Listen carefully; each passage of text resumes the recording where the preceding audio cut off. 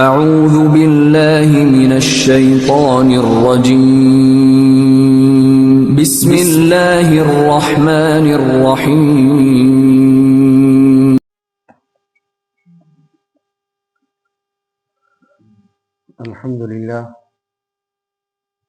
الحمدللہ وکفا والصلاة والسلام علی سید الرسل وخاتم الانبیاء اما بعد فاعوذ باللہ من الشیطان الرجیم بسم اللہ الرحمن الرحیم ما جعل اللہ من بحیرۃ ولا سائبۃ ولا وصیلۃ ولا حام۔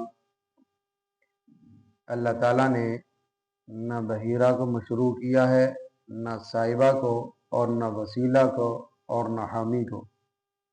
وَلَٰكِنَّ الَّذِينَ يَفْتَرُونَ عَلَى اللَّهِ الْكَذِبَ، لیکن جو لوگ کافر ہیں وہ اللہ پر جھوٹ لگاتے ہیں۔ وَأَكْثَرُهُمْ لَا يَعْقِلُونَ، اور اکثر کافر عقل نہیں رکھتے۔ وَإِذَا قِيلَ لَهُمْ تَعَالَوْا إِلَىٰ مَا أَنزَلَ اللَّهُ وَإِلَى الرَّسُولِ، اور جب ان سے کہا جاتا ہے کہ اللہ تعالیٰ نے جو احکام نازل فرمائے ہیں ان کی طرف اور رسول کی طرف رجوع کرو، قالوا حسبنا ما وجدنا علیہ آباءنا، تو وہ کہتے ہیں کہ ہم کو وہی کافی ہے جس پر ہم نے اپنے بڑوں کو دیکھا ہے۔ اولو کان آباؤہم لا یعلمون شیئا ولا یہتدون، کیا اگرچہ ان کے بڑے نہ کچھ سمجھ رکھتے ہوں اور نہ ہدایت رکھتے ہوں۔ صدق اللہ العظیم۔ آج کی زیر درس آیات مبارکہ میں اللہ تعالیٰ نے واضح طور پر پیغام دیا ہے ان لوگوں کو جو جاہل مشرکوں جیسی حرکتیں اور کردار ادا کرتے ہیں۔ کئی سو سال پہلے مکہ میں جاہل مشرکوں نے بغیر حکم خداوندی اپنی طرف سے بہت سے بے اصل رسمیں ایجاد کر رکھی تھی، اپنی طرف سے چیزیں اپنے اوپر حرام کر رکھی تھی، ان کو مذہب کا جز قرار دے دیا تھا، اور دین ابراہیمی کے اندر بہت ساری تبدیلیاں لا چکے تھے۔ اور ستم ظریفی یہ تھی کہ اپنی ان مشرکانہ رسوم کو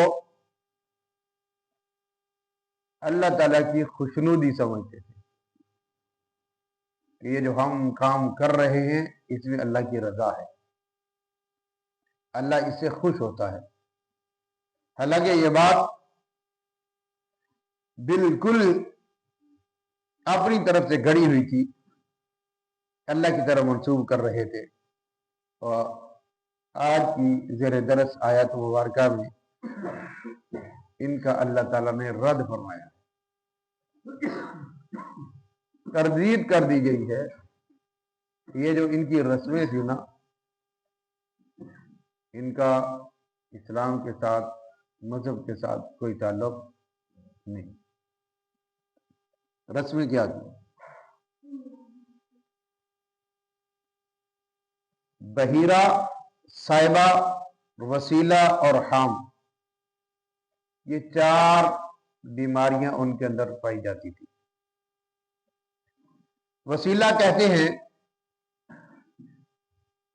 بحیرہ کہتے ہیں اس جانور کو جس کا دودھ بتوں کے نام پر وقف کر رکھا ہو، یہ فلاں بت کے نام کا دودھ ہے، یہ ہم اسی کو ایسے ہی تقسیم کریں گے۔ اور صاحبہ اس جانور کو کہتے ہیں جو بتوں کے نام پر چھوڑ دیا جائے، اور کوئی اس سے کسی بھی قسم کا کام نہ لیا جائے۔ وسیلہ اس اونٹنی کو کہتے ہیں جس کے بچے مسلسل مادہ پیدا ہوتے ہوں، نر نہ ہوتے ہوں، ایسی اونٹنی کو متبرک سمجھ کر بتوں کے نام پر چھوڑ دیا جاتا۔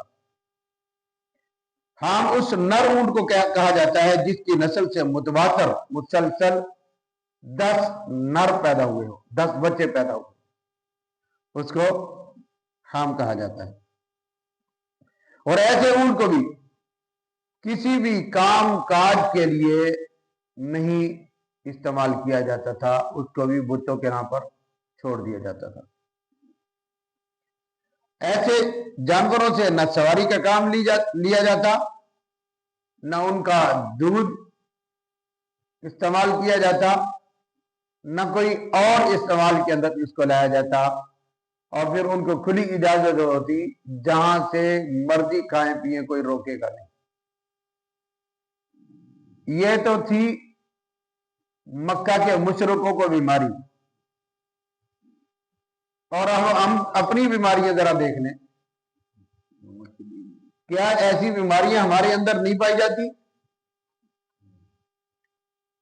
آپ گلی محلوں میں آپ دیکھ سکتے ہیں، آج بھی گائیاں چلتی پھرتی ہیں، گلے میں دوپٹے ڈالے ہوئے ہوتے ہیں اور کہتے ہیں بابیریاں گائیاں۔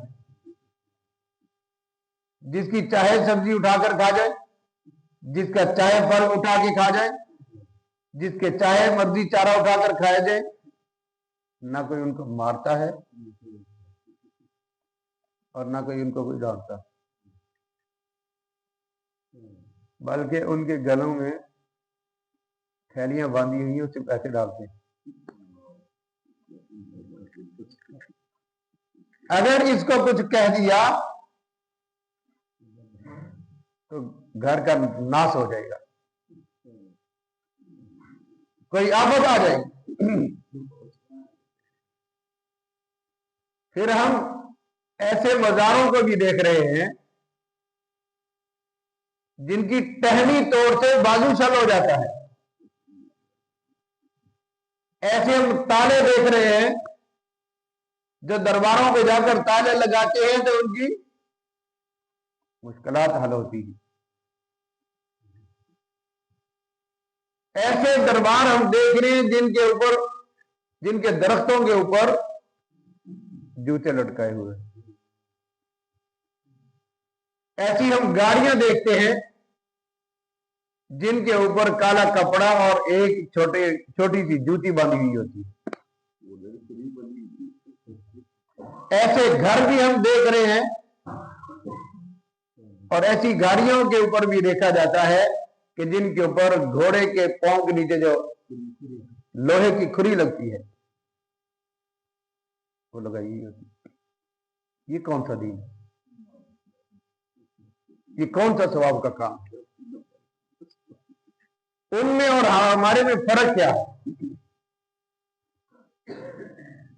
وہ تو جانور کو پوچھتے تھے، ہم تو بے جان کو بھی پوچھتے۔ ہمارے اندر تو وہ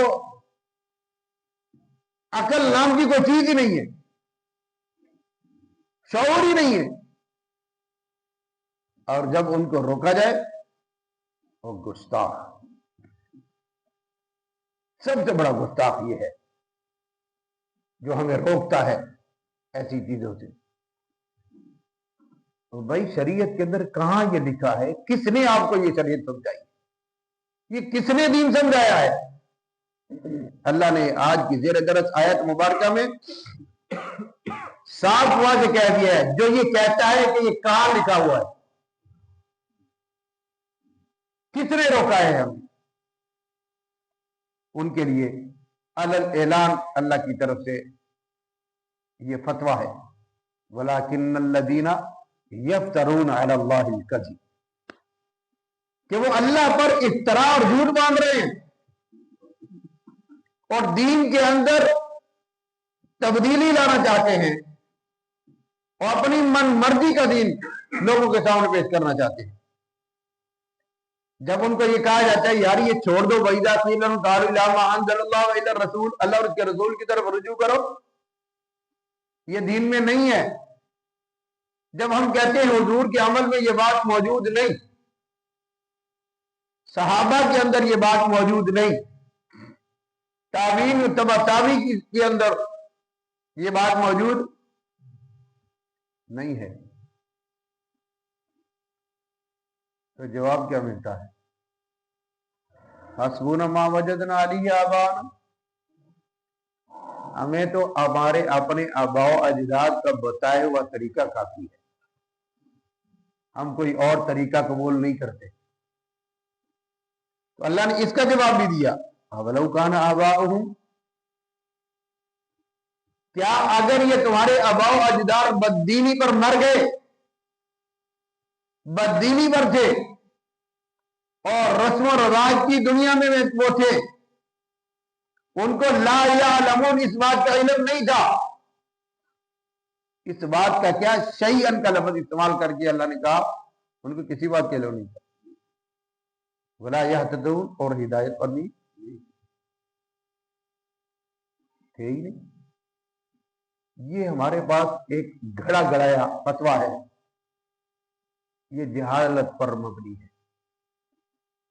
اللہ نے ہر اس غلط عقیدے کا رد فرمایا۔ اللہ صاف کہہ رہے ہیں، دین میں تمہیں بتاتا ہوں، ما آتاکم الرسول فخذوہ، جو تمہیں رسول اللہ صلی اللہ علیہ وسلم دے اس کو لو، وما نہاکم عنہ فانتہوا، اور جس سے وہ روک دے تم اس سے رک جاؤ۔ پھر لوگ کہتے ہیں ہمیں کون سا خود دیا انہوں نے، ہمیں کب روکا ہے انہوں نے، کوئی روکنے والی بات ہی بتا دو۔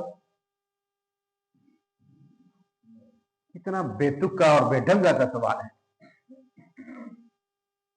جناب رسول اللہ صلی اللہ علیہ وسلم سے کل کے درس میں ہم نے عرض کیا کہ سوال کرنا فضول منع ہے، جب تم بار بار سوال کرتے ہو اللہ پھر اتار دیتے ہو، اس پر عمل کرنا ضروری۔ جو عمل نہیں کرتا اس کی خلاف ورزی کرتا ہے تو اللہ اس کو ہلاک کر دیتا ہے۔ کئی قوموں کو اللہ نے سے ہلاک کیا ہے۔ اب قرآن تو نازل نہیں ہوگا لیکن حضور کا عمل تو موجود ہے، حضور کا طریقہ تو موجود ہے۔ کچھ ایسے عمل ہم اپنی زندگی میں ضروری قرار دے چکے ہیں کہ جی حرج کی یہ ذکر ہے،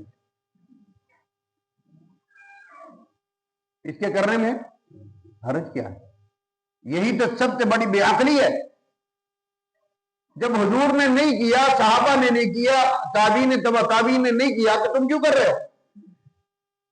پھر یوں کیوں کہتے ہو کہ یہ روکا کہاں ہے، منع کہاں کیا گیا؟ اور جب رب اللہ کے رسول نے روکا نہیں ہے تو حکم بھی تو نہیں دیا۔ نہ تمہیں کرنے کا حکم دکھا سکتے ہو نہ روکنے کا حکم دکھا سکتے ہو، تو پھر دین کیسے بن گیا؟ پھر وہ ثواب کیسے بن گیا؟ ثواب وہی چیز ہے جو رسول اللہ صلی اللہ علیہ وسلم نے حکم کیا ہو یا روکا ہو یا کر کے دکھایا ہو۔ جو عمل حضور نے مسلسل تواتر کے ساتھ کیا ہو اور صحابہ نے پھر اس پر عمل کیا ہو، حضور نے منع نہ کیا ہو۔ ایسے عمل بھی ہیں جو حضور نے کیے لیکن حضور نے صحابہ کو روک دیا تھا۔ بار بار حضور نہیں فرماتے تھے اور یوں ڈرتے تھے کہ میری امت پر کہیں یہ گراں نہ گزر جائے۔ اب کبھی کر لیتے کبھی چھوڑ دیتے، کبھی کر لیتے کبھی چھوڑ دیتے۔ اس کا مطلب یہ ہوتا تھا یہ بات ضروری نہیں، تعلیم تھی، عمل تھا، لیکن صحابہ کو روکا گیا، تو اس کے رکنے کا نام ہی دین ہے۔ جس نے حد سے تجاوز اختیار کر لی وہ راستے سے بھٹک گیا۔ اس کا جواب وہی ہے وَلَوْ كَانَ آبَاؤُهُمْ لَا يَعْلَمُونَ وَلَا يَهْتَدُونَ، کہ تمہارے باپ دادا غلطی پر تھے، تم بھی غلطی پر، تمہیں عقل نہیں ہے، تم پوچھ لو، تم کسی سے پوچھ لو کیا یہ دین ہے؟ جو جس مسئلے کا پتہ نہیں اس کو پوچھنا چاہیے کہ نہیں پوچھنا چاہیے؟ لکیر دے فقیر کی طرح چل دے رہنا ہے۔ ساری زندگی بددینی پر، باپ بھی تھا اور آگے اولاد بھی بددینی پر۔ تم تو کوئی عقل سے کام لے لو، قرآن سمجھ لو، قرآن کے بارے میں، حدیث کے بارے میں پوچھ لو، جو عمل تم کر رہے ہو اس سے پوچھ لو۔ اگر نہیں تو سمجھ لو وہ بھی غلط تھے اور تم بھی غلط. اللہ تعالیٰ ہم سب کو دین کی سمجھ عطا فرمائے اور دین پر چلنا ہم سب کے لیے آسان فرمائے. دین کو سمجھنے کے لیے، دین پر چلنے کے لیے کوئی مشکل کام نہیں ہے. دین میں مشکلات نہیں ہے، دین میں جبر بھی نہیں ہے، لیکن عقل استعمال کر لی جائے تو اللہ ہدایت دے سکتا ہے. اللہ کے ہدایت دینے میں دیر نہیں لگتی. ایک بندے کو طلب ہی نہ ہو تو ہدایت کیسے ملے گی؟ تم اللہ سے ہدایت مانگو، اللہ ضرور رہنمائی فرمائے گا. اللہ ہم سب کو عمل کی توفیق عطا فرمائے. وآخر دعوانا ان الحمد للہ.